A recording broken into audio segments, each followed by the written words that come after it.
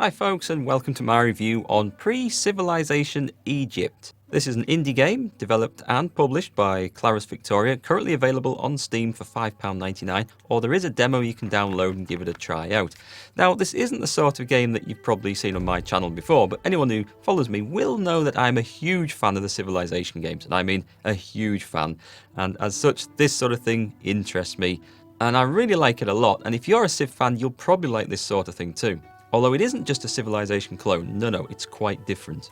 Basically, as the title suggests, Pre-Civilization Egypt, you take on control of the Egyptian tribe, or the Egyptian nation, before it's really founded, starting in 5000 BC. You basically start the game with a band of hunter-gathering nomads. The idea is just to explore and settle the starting location, improving farming techniques and hunting techniques as you go along, basically just trying to survive the first few turns. And assuming you survive the first few turns, then the general idea of the game is to advance in technology, military power, and everything else, and eventually control the whole Nile basin. And that's it, that's what the game is focused on. You play only as Egyptians, there are no other races you can play, and there's no other objectives. It's about expanding this one civilization. It's also a game of pure resource management, which we'll get onto later. There's no real combat in this, it's all abstracted.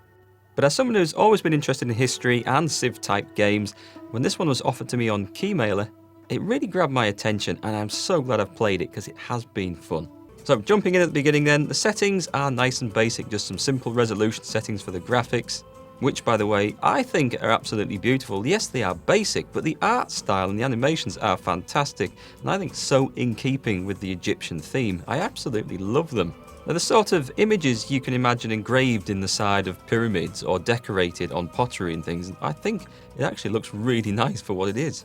The difficulty settings are also quite novel, and you've got a variety of options to choose from to really tailor the difficulty. It's not just as simple as selecting easy, medium or hard. You can choose maybe some little bonuses that your civilization will start off, or some different penalties, and you can tailor it just to give some quite unique games. For example, you can increase the amount of nasty random events that happen to you, or you can just have it as neutral, or you can give yourself a bonus in military might, or go with the historical options which are laid out there if you want a nice challenge.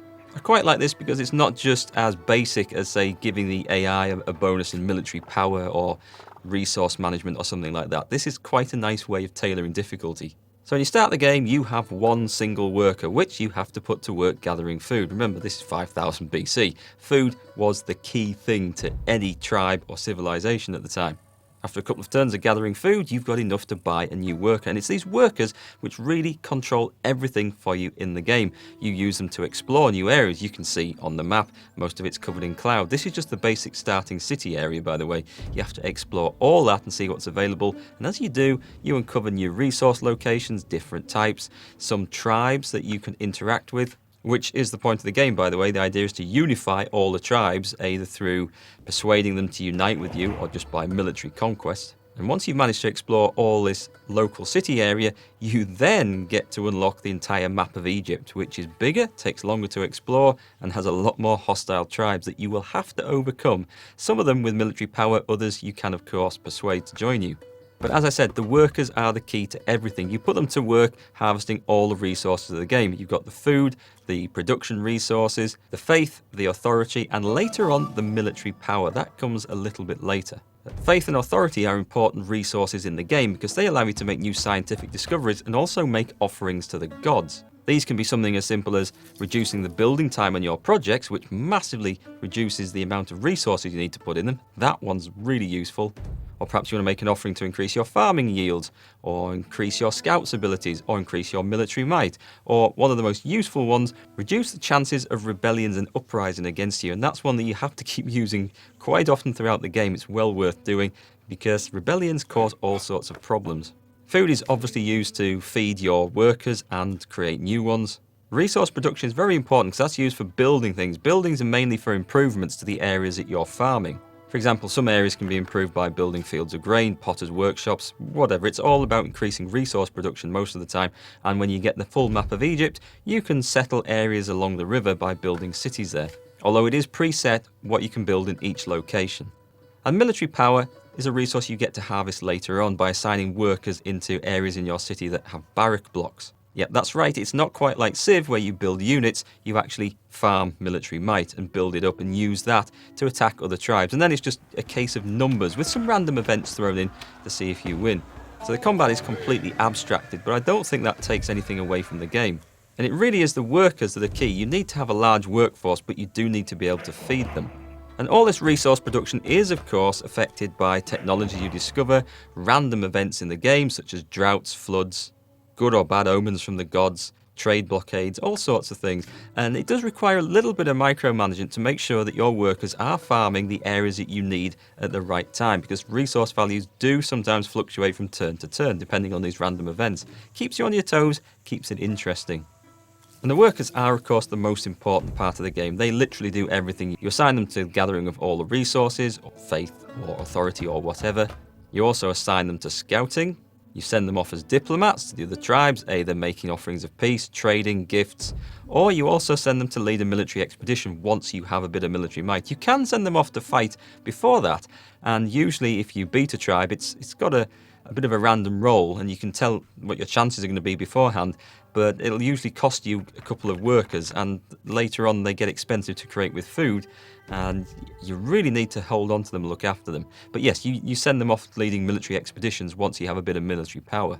Now the game will throw missions at you as you go through, to build certain projects, to develop certain areas, to increase the tribe to a certain size, to pacify certain other tribes or unite, and that's good. It keeps you working towards something. Sometimes there are great penalties for missing out these missions and not completing them on time, and that really, I think, is a challenge to the whole game. It's not so much that harvesting and massing the resources is particularly difficult, it's getting everything done on time. Now there was, when I started playing this, a time limit where you had everything done by, and everyone said that it was a little bit tricky to get things won. I played it through 3 full times and I didn't actually win the game, even on easy settings. It was a real challenge, and just working to that time limit, I came so close, but not quite. However, the developer has listened to this and they have actually removed that time limit, or made it a bit easier, especially on the easy settings. So I think it's really good that developers in contact with the people playing this and actually have listened. So what do I think of the game overall? Well, I think it's actually really, really good for the price that it is. And like I said, if you've been a Civilization fan, you'll probably enjoy this, but it is not a Civ clone in any way, shape or form.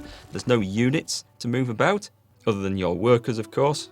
The game is perhaps a little bit linear in the fact that there is a defined objective, you play only as the one tribe, and of course the area that you're exploring is pretty much the same every time. The random events, however, do add something different into each game. You never know quite how it's going to work out, and there is more than one strategy to winning.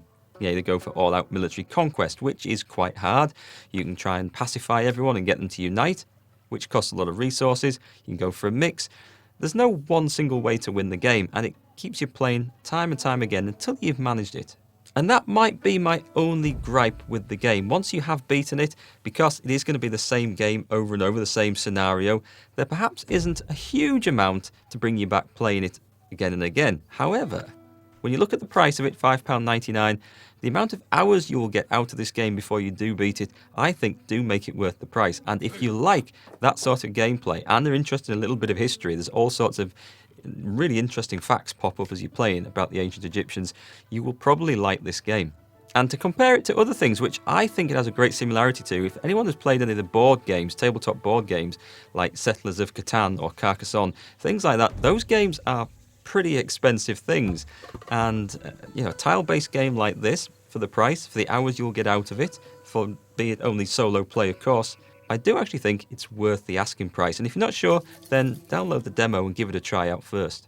But now that the developers updated the difficulty settings and made the game a little bit easier and that time limit not quite so strict, I actually think this is a really good game. That's taken away any of the little gripes I had about it, and it's really surprised me. I'm really pleasantly surprised with this. It is a good game and I have enjoyed playing it.